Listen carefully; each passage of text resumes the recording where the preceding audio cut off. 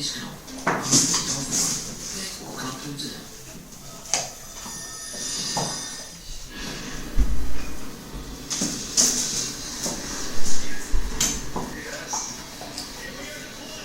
Outside Aurora, Nebraska. Team Tier has a golden opportunity to get a shot inside an EF3 tornado.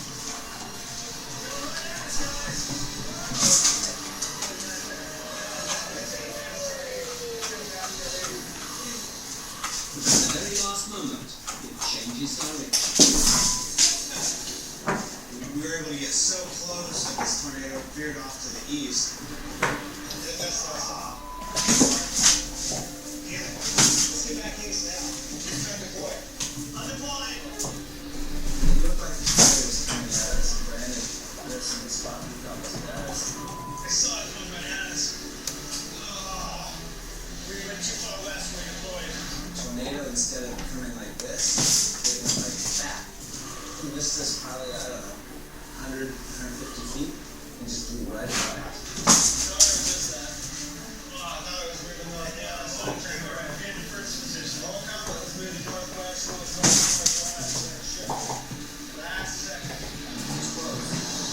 The storm is recycling and putting a new hook. That's what we're going to chase. Whatever walls out of that, we're going to be on. Let's go. Let's get back in it. After racing south to get into position, Team Tier is near Onrust, Nebraska, where an intensifying supercell could prove that Matt picked the right target. It's a good announcement today, Kevin. We got the storm, we can be there on time, we can power from deployed into the storm. We've got to find a tornado. You know that this storm is probably going to be a tornado machine. It's just going to come out all day. If it doesn't get done today, obviously we're done. Hey, you can see the wall fly on this guy. There it is, straight out ahead. Oh, yeah. That's absolutely insane structure. 10 o'clock. Look out, looks like a Yank funnel there. Still looking tornado. Breathe around. You guys can see it. It looks like it's a little tiny, like a scorpion tail kind of curling underneath the south part of the storm. Drive like the wind, Carl. Drive like the wind. Yes, trust me. It seems like we're getting down on the storm in time.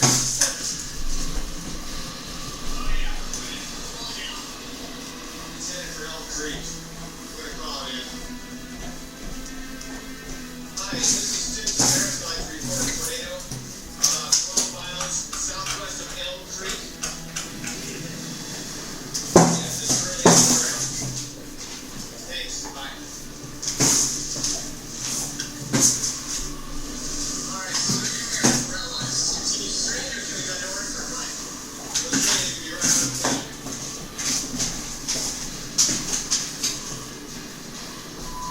Nice digging in. Yeah, it's very odd. It just dissipated. Look at that.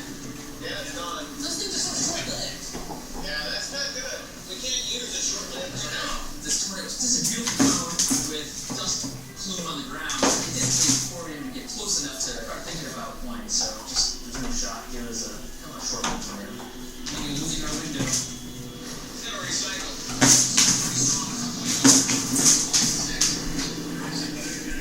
Keep an eye out the sky. It might be a little something in there. Oh, you say nobody's left? Oh, yeah. So what's the course? Take 10? Yeah, we're going 10 north. Alright, so we continue straight here. Oh, tornado! Another tornado. Other block. This is what we wait for all season long. We have a tornado coming at us. We're heading right for it. This is what we need.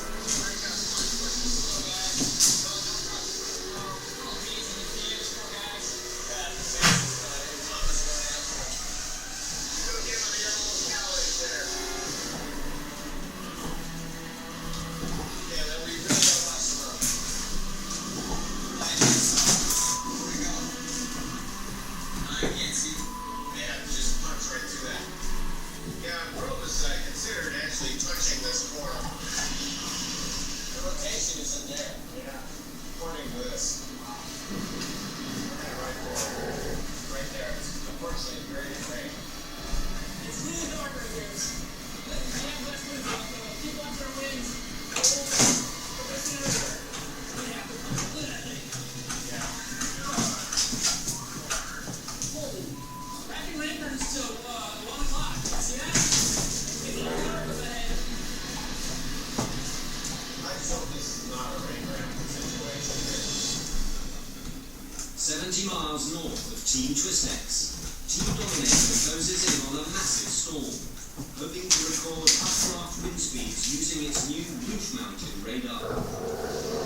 Where's ours? Seems to go tornadic fast. Our perfect position to get in. The pressure's really high now. It's way messed up today. Really messed up. It's not because there wasn't any storms to chase. This storm is a beast. And the moment that we've been working toward for 3 years looks like it's finally going to happen. And if this produces a strong tornado, we'll get inside. Is this our radar? Yeah, our radar right here. Here we go, guys. Look at this to the right. We got a great storm. Don't keep going north. You're going to see this. You're going to appreciate it. Venture on the radar. We're ready to go east here. It's time to go east. About that way. It's moving down right here. We're trying to get in position to intercept tornadoes and accomplish our goals. Radar sirens are aware of it. And this massive supercell is bearing down on the town. Wait these people off. We're passing. Get on the road. Get on the road. We've got to help out the learning process. This truck right here needs to stop. Stop. We got it. It's clear the danger, so we just gotta make sure we get positioned to actually intercept. Get ready to come down. We gotta get to the top. We gotta get to the top. We gotta intercept this. You sure keep going? Yes. I have to follow it. This is the last. Go really ripping. Okay, we gotta go down to 2/3 of a mile. We gotta run up to 1/4 mile. If this road works, That's it. it's coming up. Yeah. Plan. That's the plan. Point 2, right? Do that. Let's get ready. Everything going? Yeah. Everything's rocking. We're ready to line it up. And it's slowing down. Look out the window. It's one of the most crisp tornadoes I've ever seen. Big, bright light. Got it, right? Got it easy. We're ready to line it up.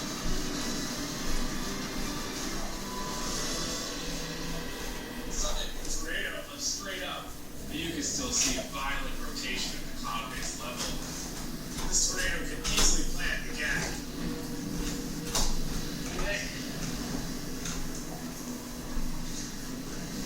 Just wait right here and see what it does. Is it gonna plant again? What do you think? You gotta go.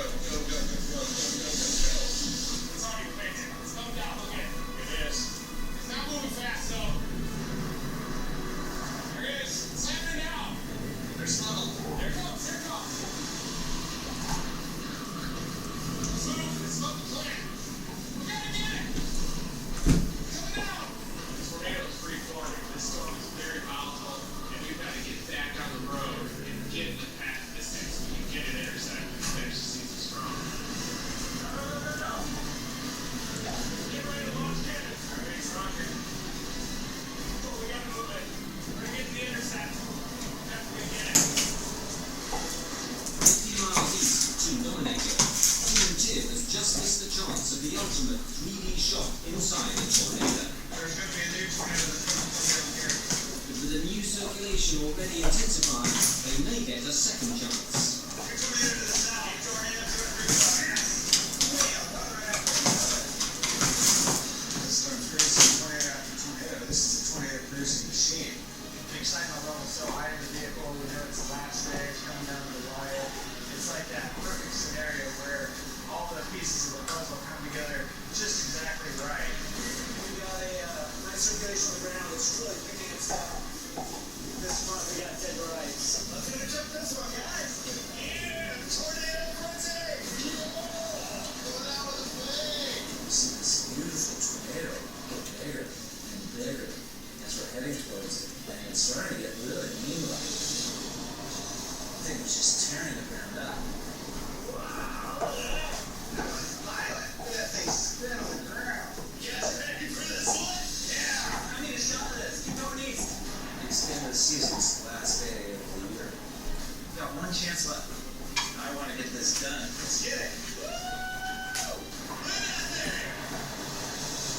90 miles southwest of Team Tiv, Team Twistex is on a different storm near Holdridge, Nebraska, searching for a developing tornado obscured by heavy rain. They need me north and east of this thing so we can deploy. Gonna be out there still, or? I think it has to be. Yeah, let's go. Let's go. We can't see a damn thing here. This new storm system is really powerful and looks very promising. But now, rain curtains in front of us. This is pretty dicey. Somebody reported a tornado. Large tornado becoming a rain draft. Well, why not there's rain rack curtains right there? Yep, that's it. The key thing is trying to identify the tornado when you're inside rain. It's gotta be in the rain closet. Rain tornadoes can probably have scariest things on the planet. Even experienced people get themselves in a lot of trouble trying to understand a tornado that's rain rain. There's a lot of motion in this cloud here. Let's see a wall cloud. Yeah. There's a lot going on right there.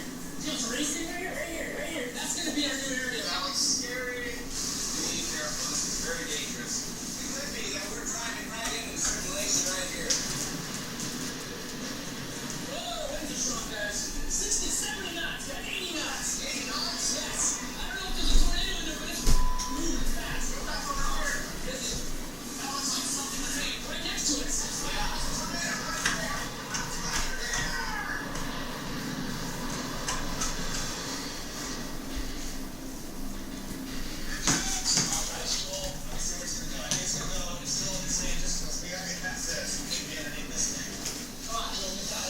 Everything is coming together perfectly. This tornado, this could be our chance to dominate two inside one.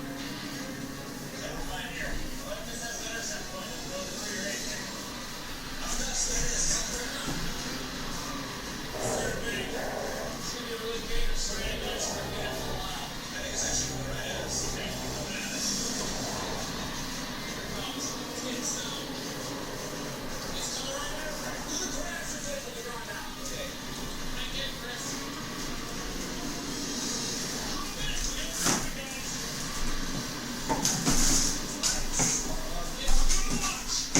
This way, I'll tell you.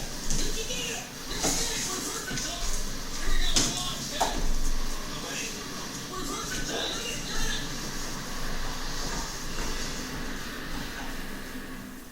Venus outside? Nou, ik dacht het niet.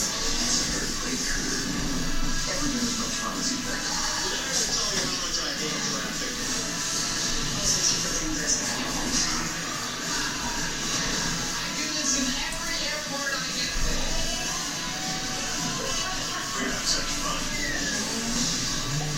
Een nieuwe aflevering van Mythbusters.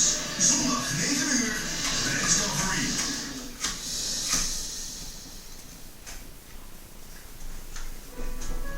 This is Anna. Anna is intelligent. Based on the outside temperature in your lifestyle, she programs herself. Anna is cool. She knows when you're around. Anna is beautiful. She lights up when you touch her. And moreover, Anna is Dutch. Anna, exclusief voor bestaande klanten van de Nederlandse Energiemaatschappij. Ga naar nrw.nl/Anna. De treinsets van Lego Yuno. Plezier voor groot en klein. Alles kan, alles mag. Lego Duplo. So many ways to play. Profiteer nu van hoge kortingen op alle Lego Duplo bouwsets. Ga dus snel naar de winkel. Anna is alleen voor onze bestaande klanten. Dus zorg dat je snel bestaande klant wordt. Bel 0800 4664 of ga naar nrw.nl. Kom erbij. Dit is niet zomaar een stukje milk chocolade. Dit is het allerlaatste stukje. Het stukje dat de zon uitvangt. Alleen hebben wij het uit ons tablet gehaald. Aan jou de keuze. Hou je het voor jezelf of geef je het aan een speciaal iemand? Koop de Milka actieverpakking en deel jouw laatste stukje.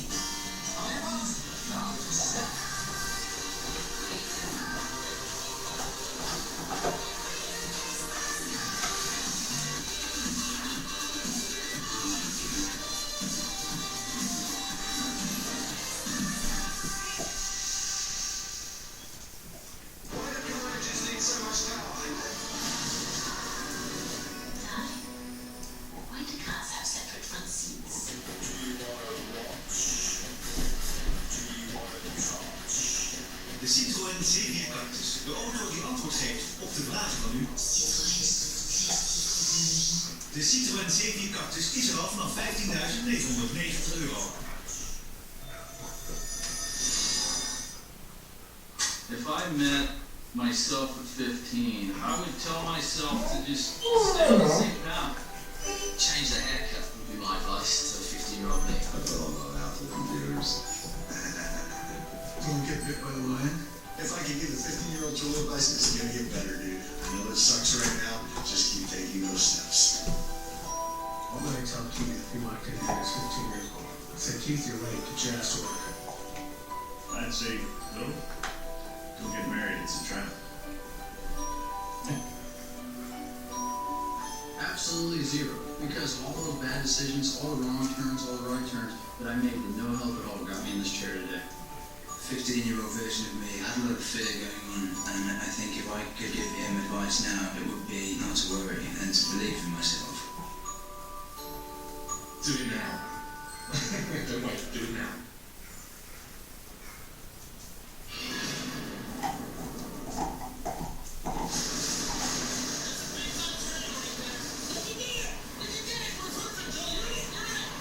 Just north of Ravenna, Nebraska, Team Dominator is directly in the path of a violent EF2 tornado. Ready to launch their probes and record updraft winds with their new radar for the first time ever. Radar's working. Data? Yeah. They're going high as spikes, and they're not. Let's bring temper to the last face. It's going to be a really dangerous side of that, so we're in it for a while. As this tornado is approaching us, I'm thinking we're going to get our final intercept if this holds together, and we'll have that radar data that we need. I'm going to watch. It's late, I'll tell you. No wait? I got to watch one.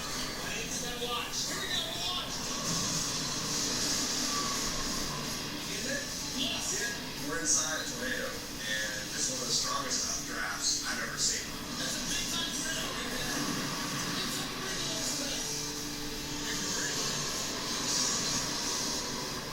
There's a tornado going. It's going behind us. Run towards east.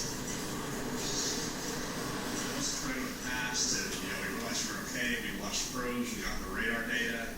It felt like we finally accomplished something that we set out to do like 10 years ago. We're inside that base. I got something inside. We got an intercept. And the radar was scanning all of that. We accomplished our goal. We got exactly what we've been working toward all season. We needed to get that radar inside a strong tornado, and we got it done. That's an amazing tornado. While Team Dominator celebrates their radar intercept, 70 miles to the south, Team Twistex chases through a blinding rainfall, unable to see a violent tornado bearing down right on top of them. Right next to us.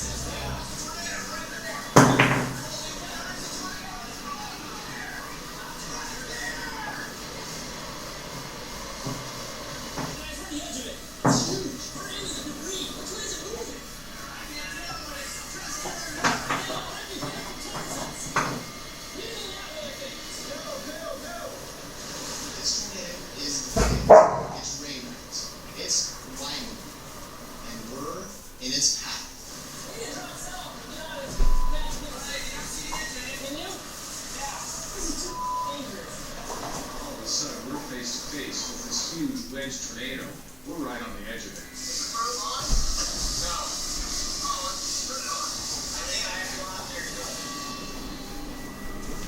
It takes 30 seconds to deploy this instrument.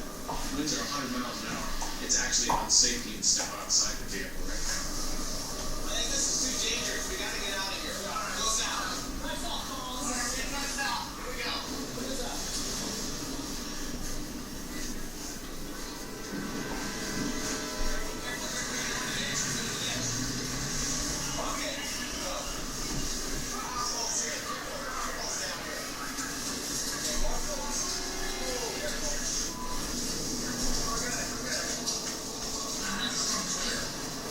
We don't get any more opportunities. This is it.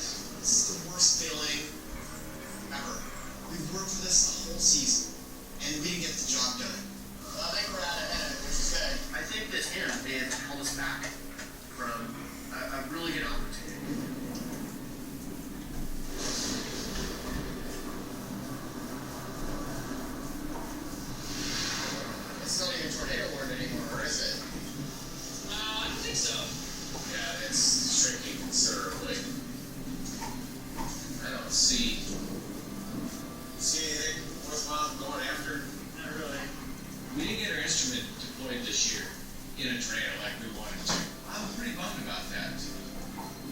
This thing looks like crap.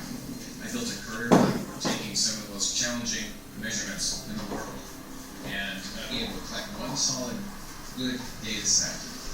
It's a disappointment. It sucks right now. There's an empty feeling in returning home. We didn't get an apartment. That was it, huh? I mean, I think that's it. This is one of the biggest years of tornadoes ever. And you'd think that a project running like this, like we would have just incredible data sets, incredible stories to tell, but it's a horrible failure. We're gonna have to wait till next year to get our mission done. That's a very painful thing. I don't like that feeling. Team Twistex's season ends in failure.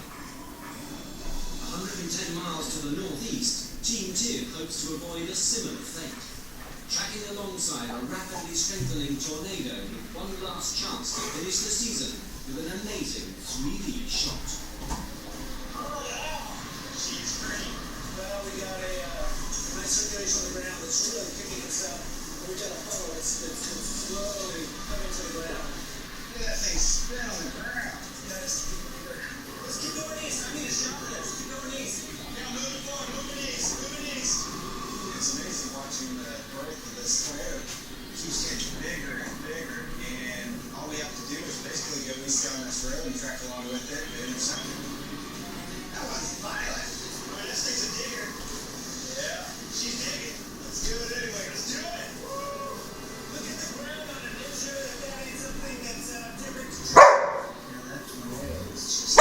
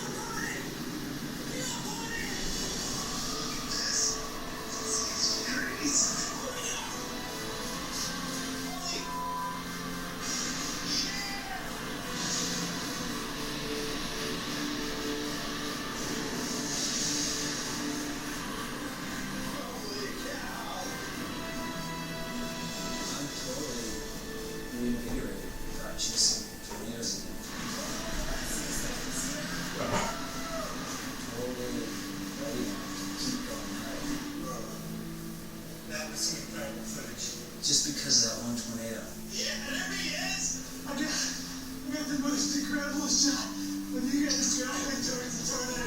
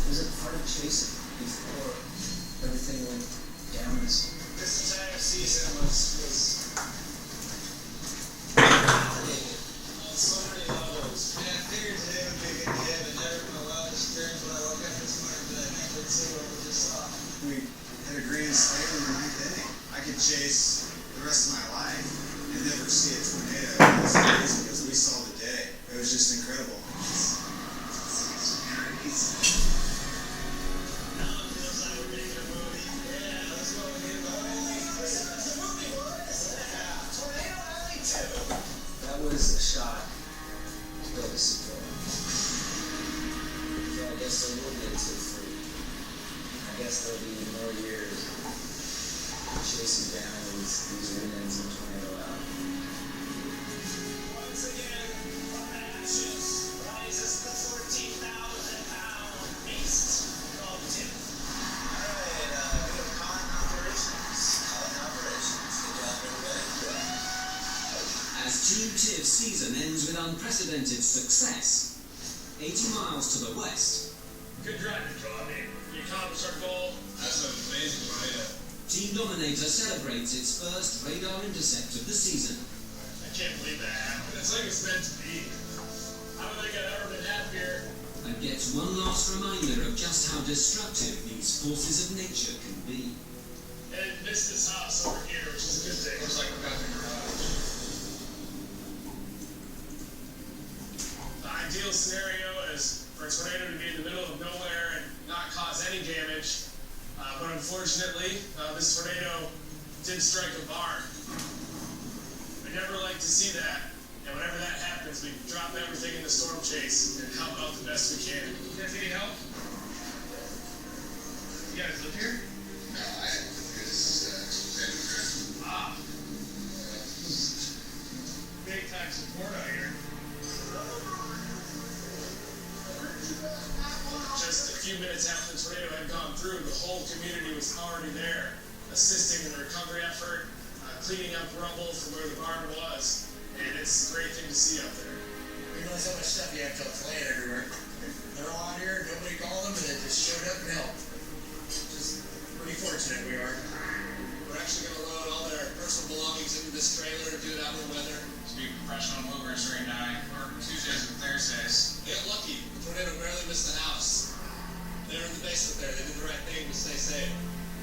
Thankfully, they had a tornado shelter underneath their house. And as soon as they heard the warning, they took shelter and they possibly saved their lives.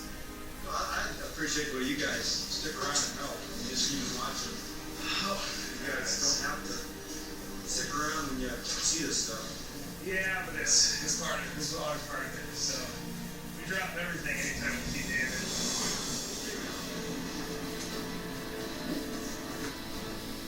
We were able to get our data, even after all season. The people that live in the home survived the tornado without any scratches. It's a good way to end the season. We can't stop tornadoes, but when they do happen, that kind of effort, that kind of humanity, it's awesome. More than 1,400 tornadoes have touched down in 2011, claiming nearly 550 lives. More fatalities than the previous 10 years combined, making it the fourth deadliest tornado year in US history. The April the 27th super outbreak alone caused over $5 billion worth of property damage, bringing the total for that month to an astronomical $11 billion. If scientists can better understand how and why these deadly twisters form, Radar's working. Got data? Yeah. they can improve warning lead times and construct better buildings, helping to reduce future loss of property and loss of life. Whether it's calling in a report, collecting groundbreaking data, or even just rolling up our sleeves and clearing rubble like we did today. We're storm chasers. This is what we do.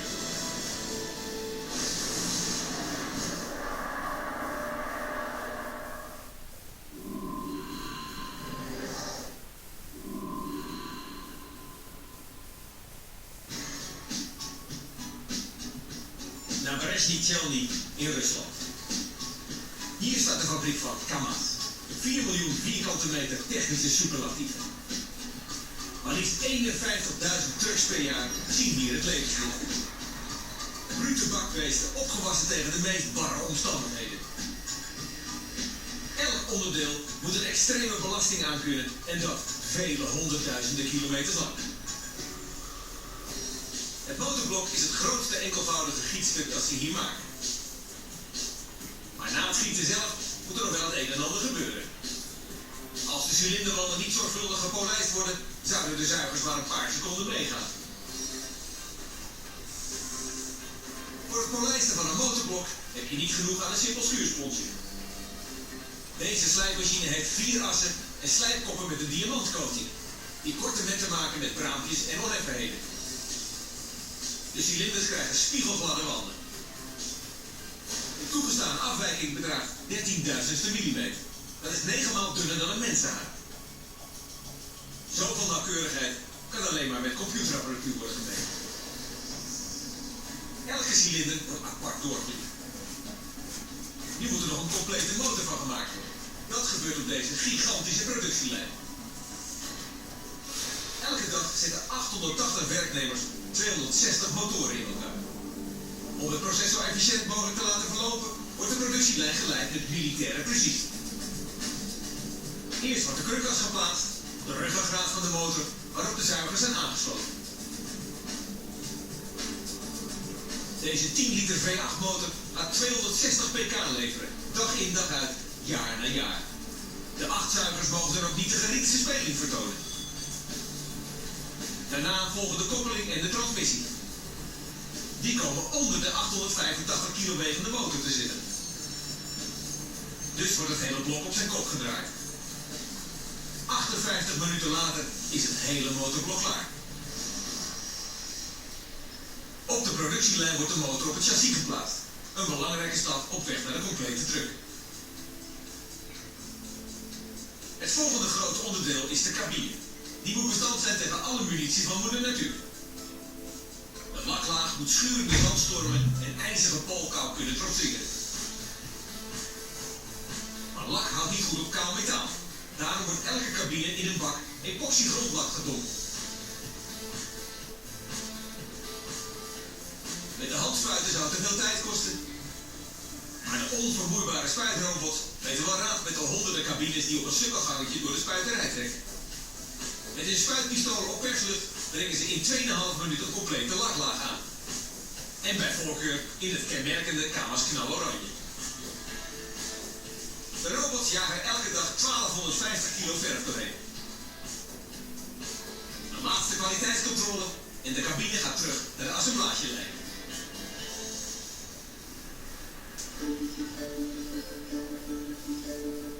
De eindassemblage is de plek waar het erop aankomt.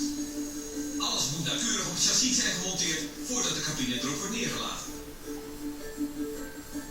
Het kost 5 monteurs een uur om de klus af te maken. Als laatste worden de bladveren gemonteerd. En natuurlijk de wielen met de zware banden. Bij de laatste controle worden alle systemen en bewegende onderdelen nagelopen. En dan gaat er weer een kolos van Kamas de deur uit, op weg naar een van de vele onherbergzame uithoeken van de aarde.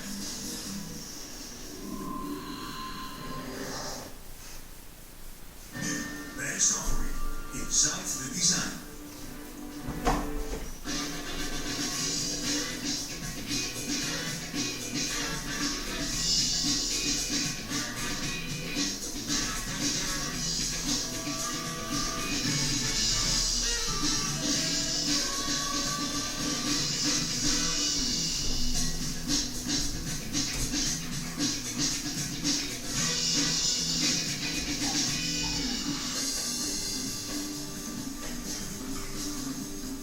Whether you're young or old, the chances are you've used a measuring jug to gauge the amount of liquid needed for that recipe.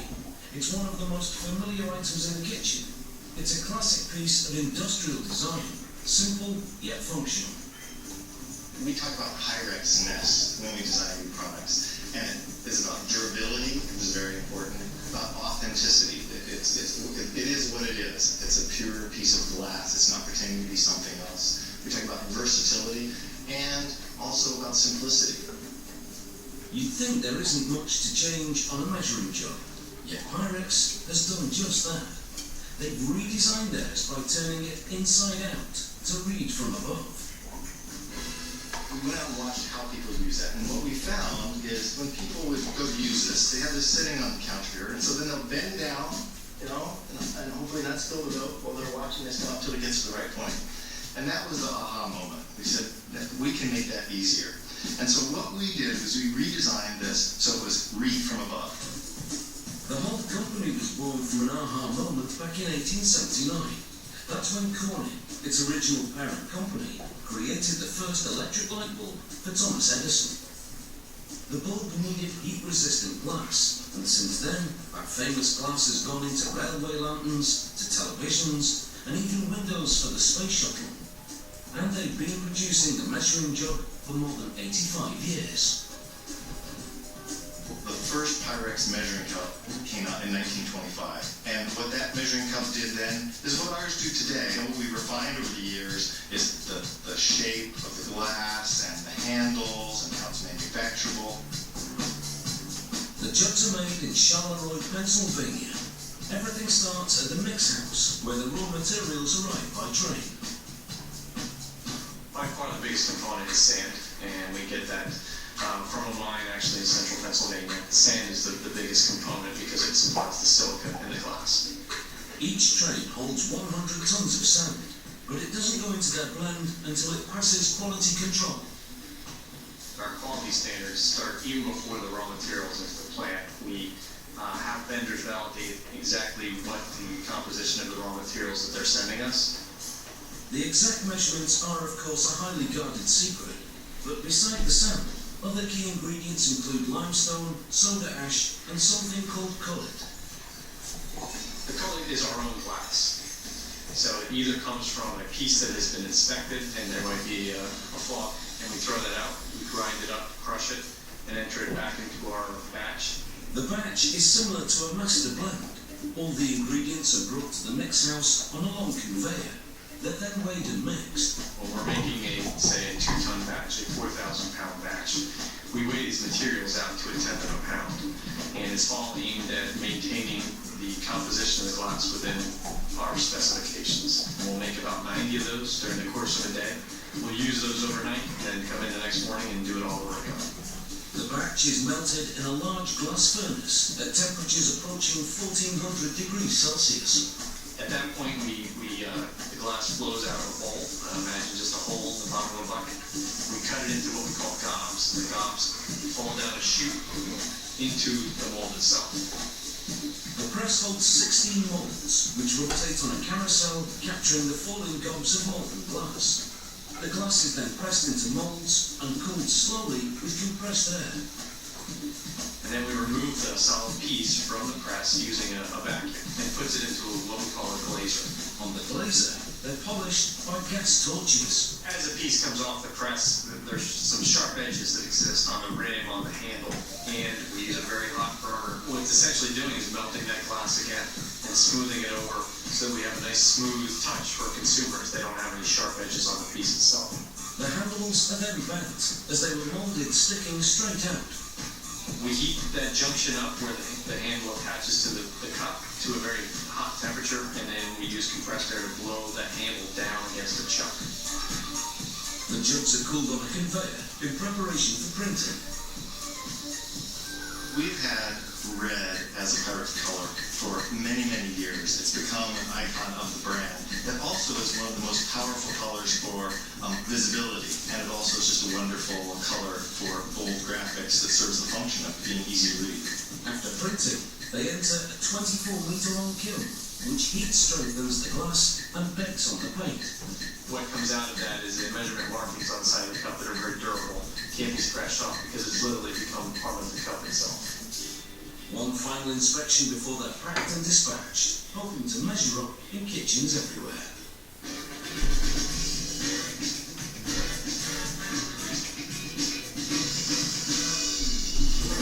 Years ago, a fridge was a lump of ice in a box, keeping things cool. Not anymore.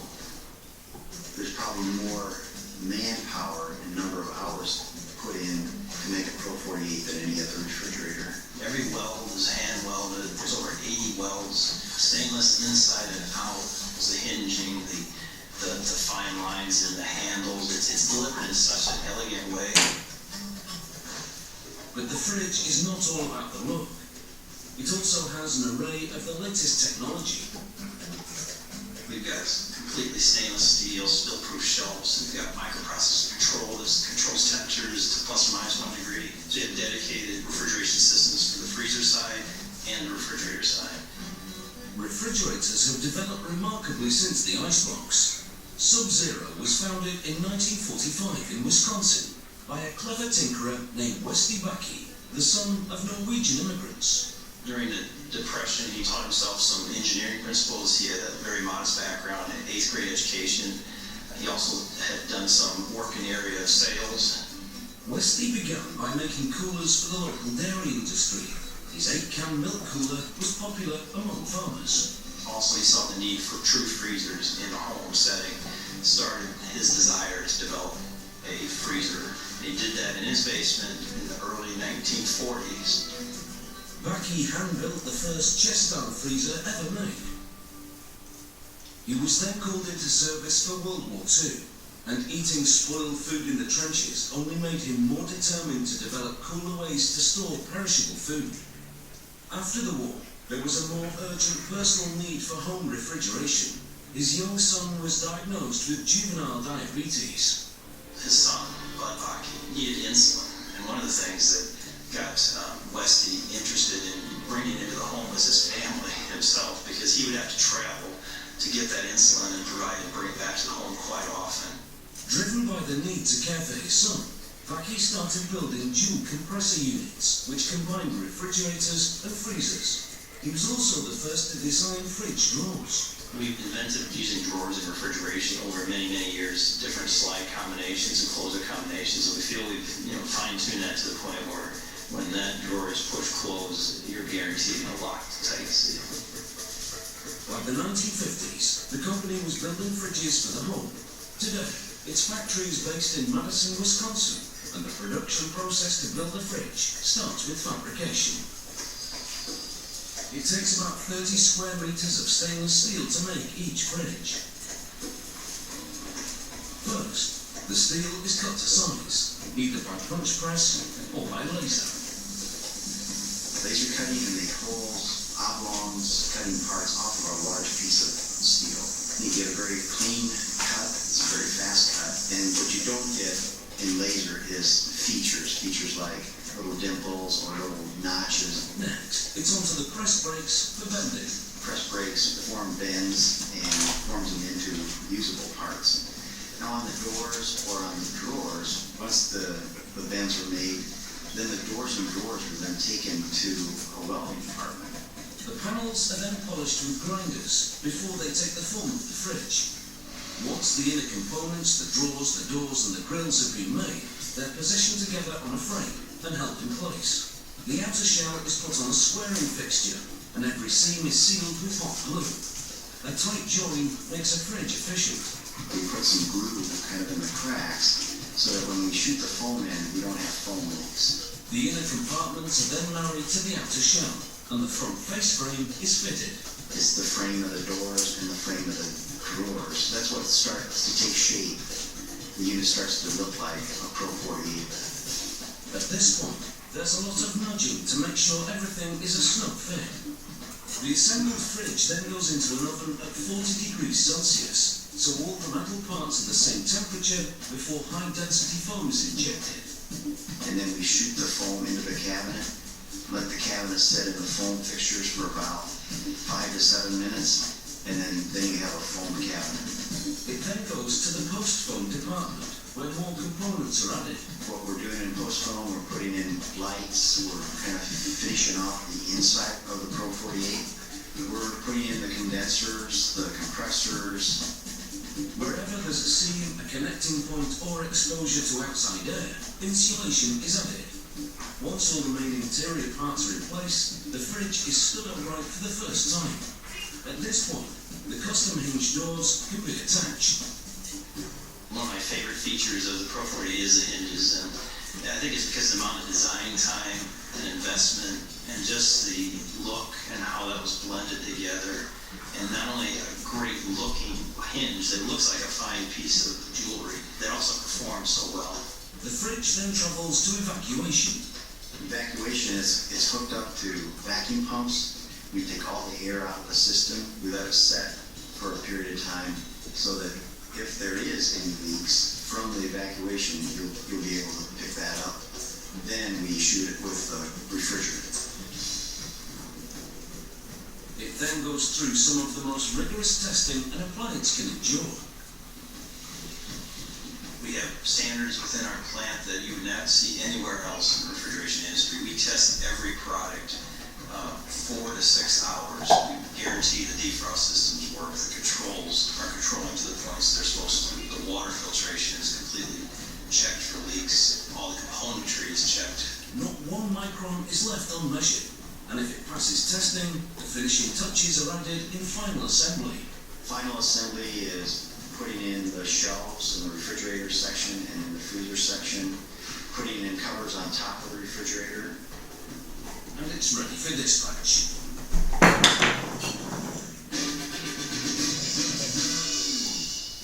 Dat wil ik zeggen, dat kan je niet maken. Of dat is niet te filmen. Maar neem voor mij aan, als iemand iets kan maken, staan wij te filmen. Van weefgetouw tot racefiets, van sojaband tot matras en van goud tot kruiserplank. Dat is echt zo'n geweldige kick dat je er aan vergeet. Van gigantische vrachtschepen tot kogelwerende vesten. We trekken de hele wereld over op zoek naar het antwoord op die brandende vraag. Hoe zeg je? Met Joep van Leukel, morgen 9 uur bij Discovery.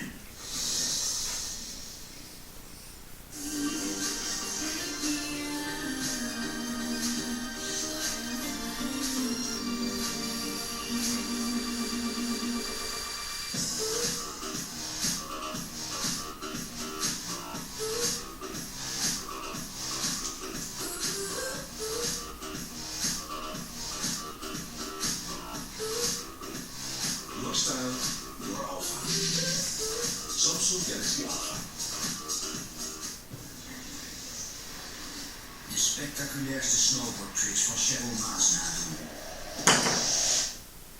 Maar dan met een Apache. Kan dat? Ontdek het op werkenbijdefensie.nl. Test of jij born to fly bent. Vliegen bij Defensie, je moet het maar kunnen. Ook de Galaxy Note 4 is verkrijgbaar in metal design. Tijd voor een nieuwe keuken. Bruinzeelkeukens maakt het nu extra voordelig. Tot en met 2 november 50% korting op de apparatuur. Dan staat deze keuken al voor €6900 bij u thuis. Kijk, dat kiest makkelijk. Tot ziens bij Bruinzeelkeukens.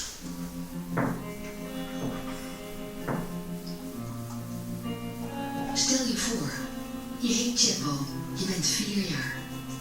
Oma is ziek, mama is overleden. Papa heb je nooit gekend. En je hebt honger. Elke dag weer. Dat is armoede in Zuid-Afrika. Maar gelukkig zijn er de mama's. Sterke lokale vrouwen die in actie komen en hulp organiseren met eten, opvang, veiligheid en natuurlijk heel veel liefde. De mama's weten precies wat Tjeppo nodig heeft, maar geld hebben ze nauwelijks. Veel hebben ze niet nodig, want met maar €5 per maand redden de mama's 1 kind als Tjeppo.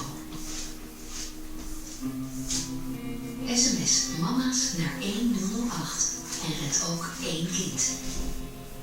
SMS mama's naar 1008. Nu 50% korting op alle apparatuur. Tot ziens bij Bruinzeelkeukens. Goedemiddag. Weet jij van wie die rode polo is hier buiten? Hé, daar kun je €216 per jaar op sparen. Nou, zo uit de winst. Doei, doei. Uw autoverzekering kan stukken goedkoper. Hoeveel gaat u besparen? Bereken het snel op polsecure.nl. Laat je creativiteit de vrije loop. Hoe jij je bedrijf uniek maakt, komt tot leven op het perfecte visitekaartje. Met levendige kleuren, persoonlijke accenten en diverse papier- en printopties maak je een kaartje dat laat zien wat jij doet. Ga naar vistaprint.nl en bestel een 100 voor slechts €5,99. Nu 50% korting op 1 jaar pechhulp bij Allsecure 0800 2014. I'm Joseph Frillo, chef, restaurateur, and adventurer. I'm crossing the globe, searching for inspiration, ingredients, and forgotten recipes in some of the world's most remote communities. I'm on a journey to celebrate native cuisines and save a wealth of gastronomic knowledge from extinction. Reinventing the traditional recipes in my restaurant back home. Een nieuwe aflevering. Chef Gone Wild. Donderdag 7:08 bij Discovery.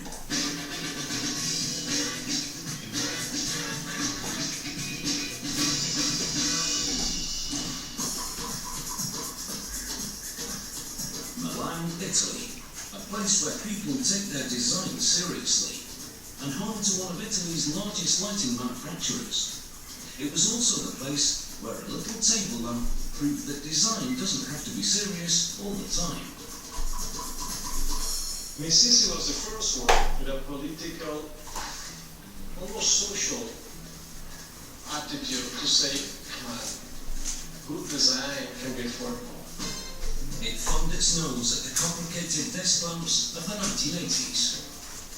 It was very inexpensive, very, very inexpensive. And the price is supposed to be down, but the quality is supposed to be extremely high. It became an icon. The lamp's creator is Philippe Stark, one of the most famous designers in the world today. Stark has designed everything from award-winning furniture to citrus juicers, even fly spotters. He gives a fresh twist to everyday household objects. He's also enjoyed a very successful partnership with the company Floss, which encourages innovative design. Stark is the guy giving. He's taking the risk, running with his ideas, trying to break rules. That's why he was able to get into the arena of the Italian design establishment. Getting into that arena of Italian design wasn't easy. I remember when I introduced this to the salespeople and to my dad, the reaction was horrible. No? They were saying, what do you need? This is not, what is this? The concept of a small plastic lamp that didn't really emit much light went down like a lead balloon. My father said, forget about it, don't do it. They said, impossible. You already did them all. What are you saying? So we spent so much for them all. What? On their first run, they made only 2,000 lamps, barely enough to heat up the injection molding machine, but it was an instant hit. We sold in 12 days 8,000. And the rest, as they say, is history. 20 years later, more than 2 million have been sold around the world. The company still produces more than 100,000 a year. It starts with clear polycarbonate pellets, which are mixed with coloured ones. Getting the exact colour isn't easy. So there was a lot of tests, a lot of color tests. A little bit more yellow, a little bit less yellow. What is yellow? No, a little bit more, please. Okay. So 100 tests. The pellets are heated in a moulding machine. Then the liquid plastic is injected under high pressure into the moulds. It takes 3 moulds to make each lamp. There is one mold for the base that made 2 different parts of the base. One for the support, and the other one is for the shade. The 2-part base is formed as one piece and removed from the moulding machine by a robotic arm. When cool enough to handle, the 2 halves are snapped apart. Each stand is assembled to ensure a good fit, and any rough edges are trimmed. If you look at the lamp, every detail, where the 2 parts of the lamp connect each other, was easy to do a line. But there, it cost us enormously more to make the molds, because in a 3-dimensional way, it looks like if there is an embroidery there. They're wrapped in plastic, then shipped to another location a few hours away, where the electrical components are added.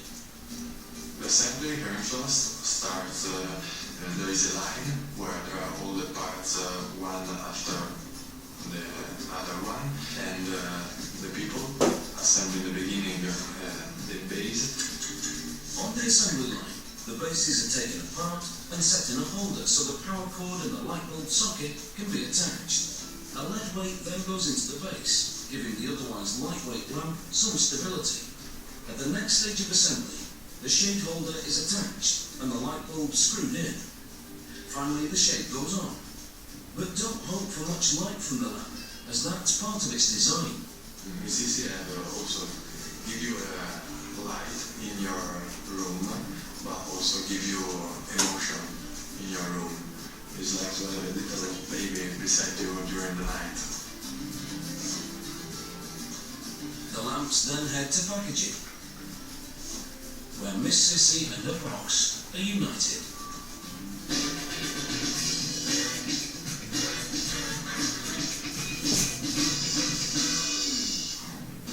Everyone enjoys a lovely evening sat in the great outdoors, relaxing and chatting. and for generations, one of the typical chairs in which to sit in the US has been the Adirondack chair. It's changed a great deal since it was first produced in the Adirondack Mountains in the northern United States. It began life as the Westport chair, designed in 1903 by Thomas Lee. It's kind of a rebellion against fussy furniture. Just wanted a very functional, simple, inexpensive design for outdoors. Lee shared his design with his hunting buddy Harry Burnell, who happened to be a carpenter. But Burnell also happened to be a very shrewd businessman. Burnell actually took out a patent which documents the date for this chair in 1904. He didn't, by the way, get a permission from Lee to do this. So it was this borrowed design that became an instant hit. At the old Adirondack Company in Wilkesboro, New York, on the banks of Lake Champlain, the chairs are still being made much like they were more than 80 years ago. It all starts with locally grown cedar, which has a natural built-in pesticide and is an excellent wood for repelling moisture. Moisture is always the enemy of all woods, and it shrugs that off pretty well. It does it extremely well. So you can get a lifetime of 25 years or 35 years of untreated, unexposed cedar. First, the raw wood is placed in a large kiln, reducing the moisture, making the wood easier to work with. The kiln basically has huge circulating fans and some major dehumidifiers. We heat it up a little bit, like 80 to 85 is a nice sweet spot to run it. And that's a good advantage of dehumidification because it doesn't crack, so you're not making as much work as you're cracking that way. The wood is then put through a four-sided planer. We're first of all smoothing it, and we're also taking it to a consistent size. The wood then heads to a saw bench, where workers make sure only the best wood is used for the chairs. We'll take ingots of wood, which are 8 feet long, and take it down to a specific set of parts. We have to use smooth tight knots, and there's loose knots or holes, rotten areas. So your ability to see all that and cut to that is a huge impact. Parts are stored according to size in a system called a supermarket. Then it's time for the builders to go shopping. He knows what pieces are required, so he goes and draws that off his supermarket, puts it on his cart, and his next step would then be to take it to the shapers and create the actual shaped parts from the basic material there. They're shaped with a unique system that uses clamps and fixtures. The fixture has the shape of the part that we're trying to make, and you clamp the board into that fixture, and then by putting the combination of the fixture and board on the shapers, we're going to copy it. Next, it's over to the drilling area. Now all the parts are ready for the sanding process. We spend at least a quarter of the time on a chair sanding. You can oversand, it looks less precise. You can undersand, and it looks like you took planks from an orange tree. So there's a huge impact on quality and also how it feels. The chairs are assembled using a special system of jigs to make sure all the parts stay in place.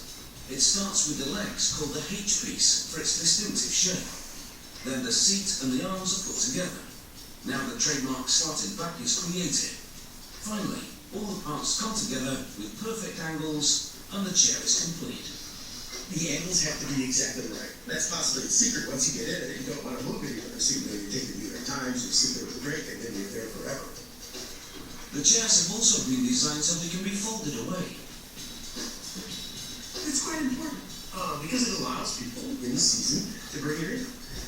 And they can either put it in a garden shed or in their basement. Finally, the chairs are packaged and ready to ship. Vanmiddag de grote rijke restauratie van een oude Lotus Elan. Wheeldealers om 5:45. Daarna gaat wijnjagers Willy en Mark er vandoor met een paar dure mannequins. De paspompen staan model voor goede winst. Bij het Wels, om 5:15.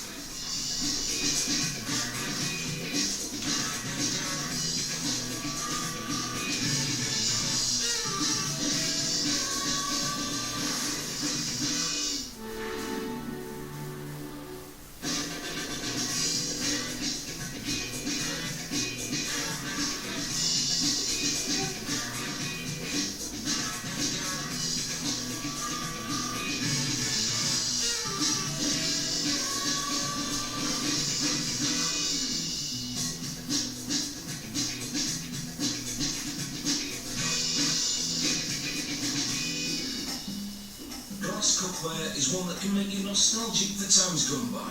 Times when Mum opened the oven door and smells from freshly cooked food permeated the kitchen. Part of the reason there's nostalgia around these products is we have so much wonderful associations with them, and there's a lot of emotional connection and social connection with friends and family and so on. Most glass can't tolerate rapid changes in temperature. Using it for cooking was down to one man and his wife. The notion that you can use glass to cook was a big innovation. But what's wonderful about glass is it's an inert material, it's clear, it's high temperature. Trust me, the temperatures that we make Pyrex in are well above, what you bake in your oven. That innovation led to Pyrex, and the company have just redesigned one of the mainstays of their range, the 3-litre casserole dish, which was first launched in 1915. The feedback that we were getting from consumers was with the handleability of the piece. So we introduced the holes in the handle. People were being very careful when they handled their bakeware. Even more importantly, when they're washing it. And that's the time when people really wanted to have more secure grip on this. As we do design work, we'll make early models and we'll explore different shapes that we think tie in with that. And we'll do consumer research on not only how well the product works, but what they think of it visually and the degree to which that fits in with Pyrex. The potential for cooking with glass was discovered in 1913 by physicist Dr. Jesse Littleton at Corning Glassworks. The company had already developed heat-proof glass to contain batteries. One day, Littleton brought a battery jar home, sawed off the top, and asked his wife to bake a cake in it. And she tried it baking, and it worked wonderfully. And so, born from that was the use of and the notion of glass as a baking material. Mrs. Littleton noticed that the cooking time was shorter, the cake didn't stick, and she could watch it as it baked. So it was due to her perfectly baked cake that Pyrex was launched, and in 1950, the company started mass-producing glass bakeware. It begins in the mix house in Charleroi, Pennsylvania, where they carefully weigh out the ingredients. Sand is by far the biggest component, providing the silica needed to make glass. Other ingredients include limestone and soda ash. By far the hardest part is heating and breaking apart the silica. It's a very hard structure. Dealing with those temperatures is by far the hardest part of melting the glass. We get up to about 1350 degrees C. We gradually raise that temperature of glass throughout the furnace to melt all the raw materials. Once melted to a red-hot liquid, gobs of molten glass fall down a chute, where they land straight into the press. And we press everything that we make. So we have 16 molds on the press. The hot glass will fall into that mold. We press it into the shape of that mold. The plunger is just going up and down continually. And the plunger forces the glass into the shape of the mold. The biggest challenge that we had to overcome in the manufacture of the Easy Grab bakeware was the hole in the handle. So we had to refine our type equipment and our tooling and do many trials to make sure that we could make that hole in the handle to the high quality standards that Pyrex has. The solid pieces are removed from the press by a vacuum-powered arm. They're placed in a glazer and are polished using a flame. It rotates on the glazer underneath a series of overhead burners. Those burners are putting a nice soft, smooth polish on all the rims. Because with that mold ring plunger interface, we end up with a lot of sharp edges. So we're just smoothing all those sharp edges over. The dishes are then loaded into a heat-strengthening kiln. And the purpose of that kiln is it gradually heats the piece up again, fairly close to its softening point to remove all the internal stresses, and then we cool it off very quickly to instill in the glass those heat-strengthening properties. Finally, the glass is cooled to room temperature so it can be handled for one final inspection before packing and ready to be dispatched.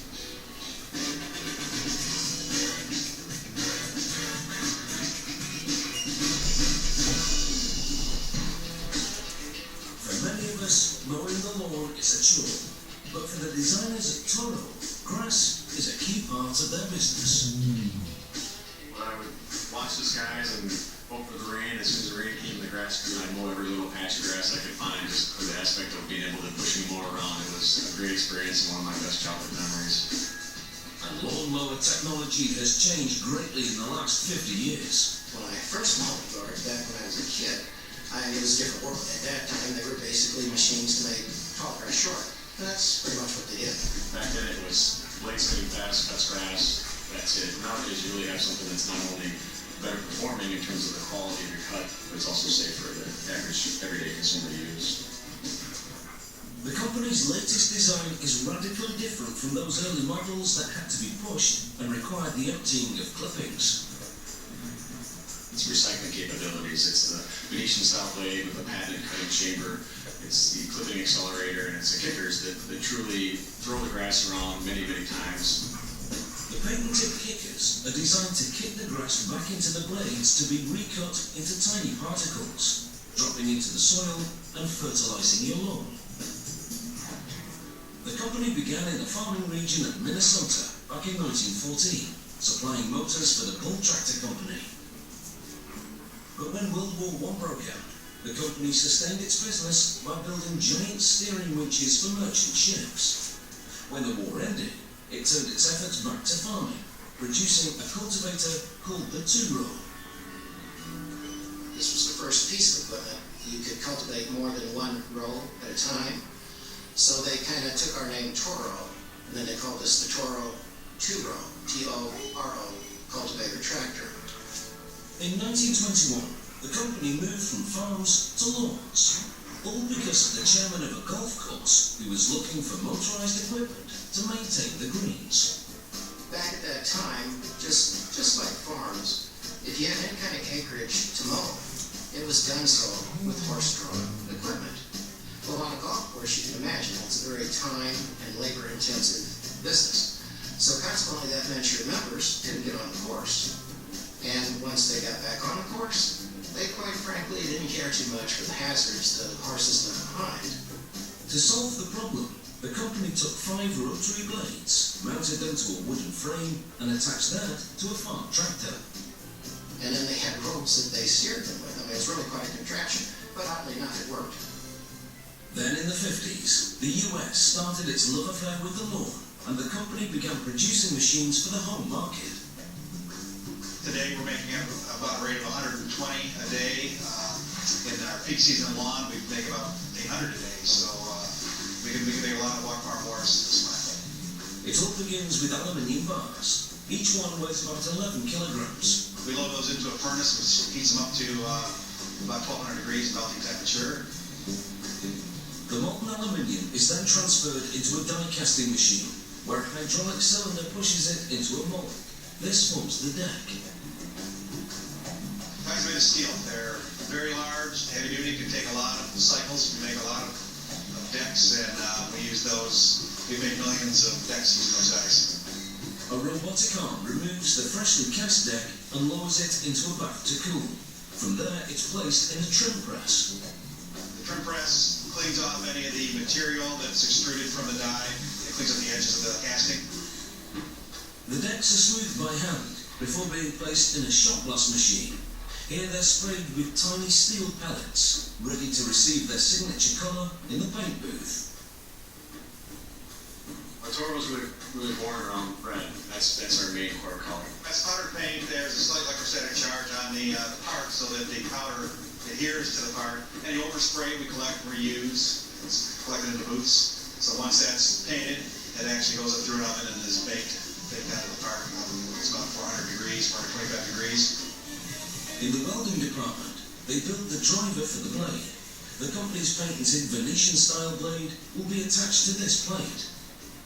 The style of it is, we call it Venetian blade because it's almost like you take a Venetian blind and you twist it, and that's the style of the Venetian blade. The airflow in the grass is ejected off the blade, really helps the whole dynamics of the cutting chamber. Then it's onto the assembly line, where the mower's engine is mounted to the deck.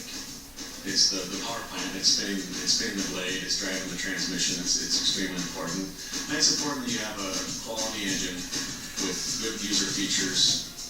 Next, each mower receives its stickers and the kickers. These are designed to direct the cut grass back towards the blade, recutting it to create a fine mulch. So instead of cutting off 2-inch piece of grass and having a 2-inch piece of grass laying on your yard, you actually have something that's much, much smaller than that. It's almost naked to the invisible to the naked eye, where it's in the grass and it's down into the soil.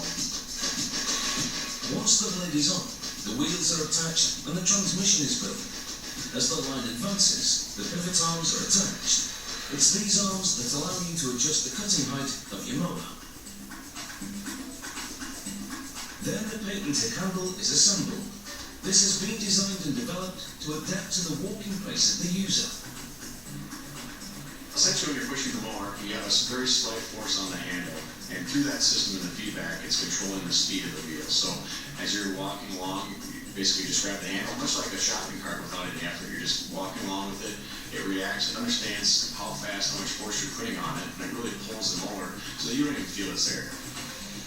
The handle is attached to the mower by a two-man team. Before they go out of the door, every mower is run through a series of tests, including the bump and roll, which has been developed to test the wheels over the type of conditions they're likely to encounter.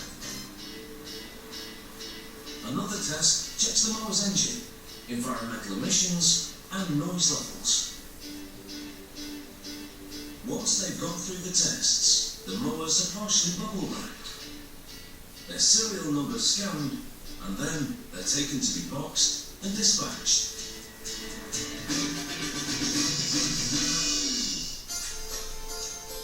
Al 25 jaar vergroot Discovery je wereld. Nu dagen we jou uit dat ook te doen. Ga naar discovery.nl, voer jouw favoriete challenges uit en maak kans op een onvergetelijke sneeuwscooter safari naar het Noorderlicht. Ga de uitdaging aan en make your world bigger op discovery.nl.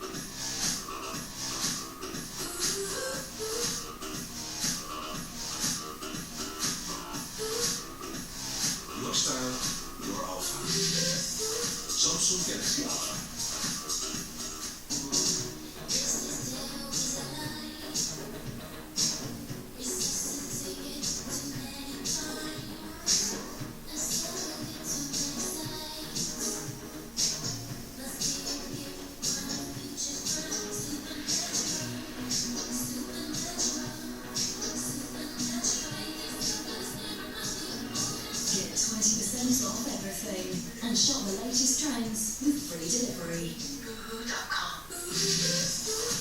Ook de Galaxy Note 4 is verkrijgbaar in metal design. Deze campagne wordt ondersteund door Kids Vitaal.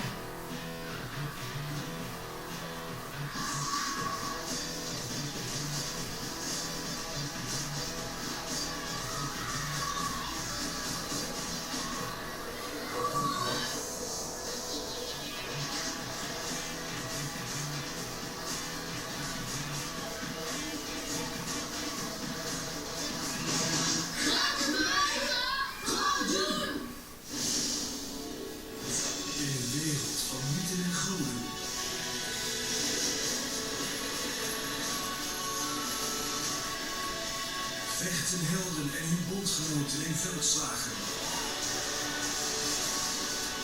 Om hun machtige rijk uit te breiden. Kies je God en speel nu gratis op gepolis.tv. Nu ook als app.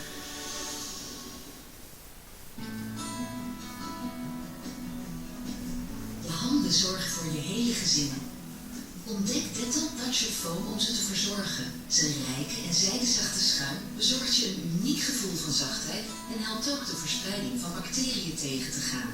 Herontdek de zachtheid van je handen met Dettol Touch Foam. Dettol, onze missie is gezondheid. En voor kinderen die alles aanraken, is handenwassen altijd gezond. Met Dettol No Touch, de automatische zeepdispenser.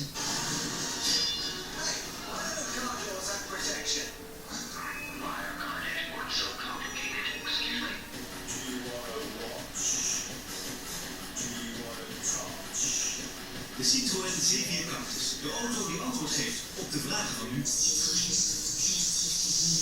De Citroën C4 Cactus is er al vanaf €15.990.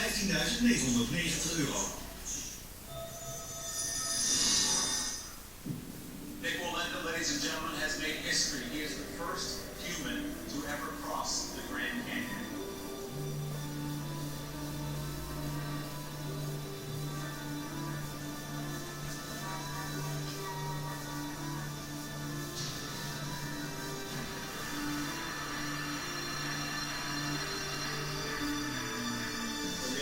this is my life on the line.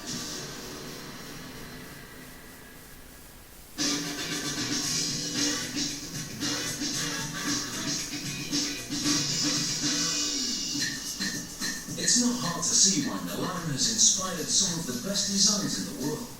One of the most popular creations was from an Italian lighting company and was designed in 1962, the Arco lamp. It's a masterpiece of plast. It's a historic lamp and is an icon and is something very important. The arch is a deliberate part of the design, so as to have lighting from above, no matter where you are in the room. Of course, when you are on a table, the best way to have a light on the table is from the top. That's why almost every table in the world, where you work, even the pool tables or dining table, they have a suspension, bringing you, diffusing you the light down. The lamp is a fine balancing act. The weight of the lamp is countered by a marble stand, but it's a simple piece of design. Very simple. There's a weight, a bent arm, and a bulb with a reflector. So it's like a wheel. Who's the guy that invented the wheel? Good question, but he was pretty good, wasn't it? It was designed by the renowned Castiglione brothers, both architects who brought their unique awareness to the world of lighting. The process begins with the base. It's a huge slab of marble from the famous region of Carrara, Italy. Michelangelo got his marble here too. So we have a lot of research to find the cave that have a very white marble and have only some little grey line. The marble is cut to size using wet saws. A constant spray of water cools the heat generated by friction. One feature of marble is that no two pieces are the same. It's like a sculpture, each base, because one is different as the other one. The surfaces are polished with a diamond grip buffer. The groove where the arm will fit is then machine tooled. A key part of the lamp's design is that although it weighs over 65 kilograms, two people can move it using a broomstick. Here they drill a hole for that very purpose. All the hard edges and corners are then beveled by hand. The curved arm that holds the lampshade, or reflector, is called the canalina. Canalina is a piece of stainless steel that is in the beginning fold and after that bent. The three interlocking pieces of the canalina provide a type of telescopic action, allowing the light to be adjusted. The aluminium reflector gets shaped on a punch press. The reflector is stamping in 2 times. The first one stamp from the top to the middle. The second one pinches the bottom edges inward. Because if you close in the beginning, you cannot take out the mold. So it's not a good solution. A hole is stamped in the top of each reflector, and then it goes through several washes to remove grease from the punch press operation. 2 robots then polish the reflector. One robot does the first stage, the other a finer polish. Back in the 1960s, all this polishing was done by hand. Then they're sprayed with a clear lacquer. Just to be sure that the oxidation will not modify the aesthetic polish of the reflector. On the inside of the reflector, a white matte paint is applied. You paint it in white inside to have a wonderful distribution of light on your table. It's then into an oven to bake at 90 degrees Celsius for 1 hour. The reflectors are then ready to meet their perforated diffusers, which help cool the lamp and diffuse the light. All parts arrive in packing, where they're put into boxes with instructions ready for dispatch.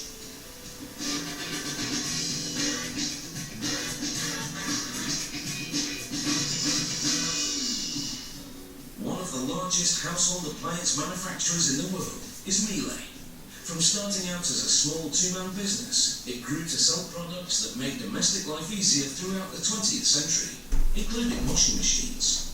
Prior to their invention, clothes were washed by hand using a washboard and then were squeezed through the mangle. It was a back-breaking process. More than 100 years of research and highly secretive patents go into making the company's latest washer. The specialty of that machine is the honeycomb drum in combination with the electronic programs. But this machine started out about as low-tech as it could be. The company began with the butter churn, its first product more than 100 years ago, the creation of Carl Miele, who owned a farm equipment store, and Reinhard Zinken, a talented salesman. It's their great-grandsons who still run the company today. The action of the butter churn saw dairy farmers use them to clean their clothes too. Then in 1901, the company introduced its first clothes washer. The concept of washing machine is very similar to a butter churn. It's actually a wooden tub and something moving inside. But first, washing machine does look quite different from what we expect now as a washing machine, of course. The company kept developing its washers, from models with external motors to electric washers with optional ringers, and its first enamel tub. In 1958, the company launched its fully automatic washer. For the first time, dirty clothes went in and clean clothes came out, untouched by human hands. I sometimes say we did more for women's liberation than any law in the world. You must try to imagine that the wash of clothes were put into hot water, then it was rubbed by hand, and then it was dried by the sun. And that was really hard work. When the company started more than a century ago, it had only 11 employees. Today, this family-run company employs more than 16,000 people worldwide. Their forge is still located in Gütersloh, Germany. Every day, they melt 1,200 tons of iron into big cauldrons. Here they're making what's called the bearing cross. It acts as a counterweight in the washer, holding it steady during aggressive spin cycles. Bearing cross is very important to compensate the centrifugal forces of the whole washing machine. The molten iron is poured into sand molds, which are filled every 15 seconds without interruption throughout the day. In another part of the factory, a huge spool of steel is threaded into an enormous punch press, which cuts out the basic panel shapes, making holes for the front-loading door. The front panels are made on huge presses with a force of about 1,250 tons. The whole process is fully automated. Each day, 300 tons of steel are used to produce an astonishing 4,200 washes a day. The steel panels are then dipped into an electrically charged bath for cleaning, and then into an acidic bath which hardens them. Next they're coated with nickel in preparation for the enamel coating. It's made of glass powder that's been melted and fused. After it's been applied, it bakes in an oven. This enameling process guarantees that we will not get any corrosion at the front panels. The washer is constructed of two drums made from stainless steel. First, the outer drum is produced. It will house the inner drum with its patented honeycomb design. The honeycomb drum is a drum that makes by its structure the fabrics lie on a slight film of water so they do not get in touch with rough metal. The drum has to be rugged enough for aggressive spin cycles, yet not too strong to damage fabrics. Like we have a program for wool, like cashmere, a silk program. I think they really, when they are from special brands, cost a lot of money. If you fill a washing machine, what is in is worth much more than the machine itself. Next, motors are attached to the drums, which are then sent to the main assembly area. On this assembly line, drums are fitted to their chassis, and many busy hands do the work of connecting front and side panels, electrical components, and detergent trays. The company subjects each washer to tests by putting them through the ringer, so to speak. A machine called the Octopus wraps each finished washer in protective packaging. The shipping label goes on, and then metal straps to hold everything in place. It seems the good washers, those that have passed all their tests, go to washer heaven, or at least to dispatch, where they await delivery to begin their life cycle. Vanmiddag de grootste restauratie van een oude Lotus Elan. Wielerdealers om 6:10. Daarna gaan veilingjagers Willy en Mark er vandoor met een paar dure mannequins. De pas opgestaan model voor goede winst. Lekkers Bells, 6:15.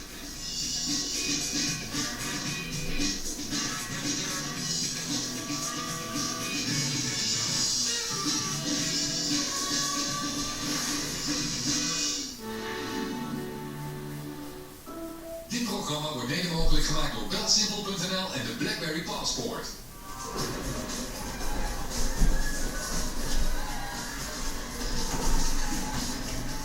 Welcome to Scrapping Challenge. We're at Heber Castle in Kent, the medieval home of Anne Boleyn, and we're building chariots from scratch.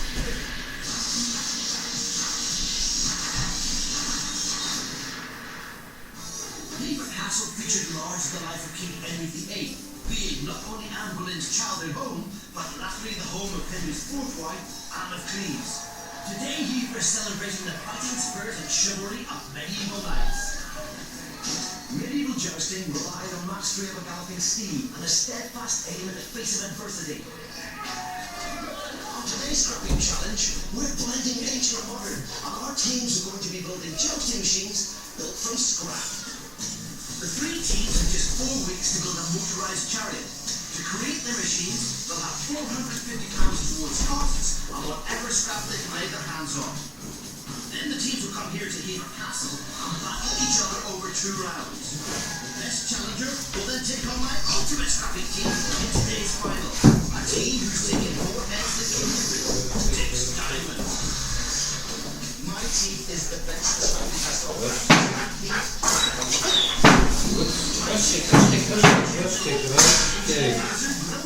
Rustig, goed zo,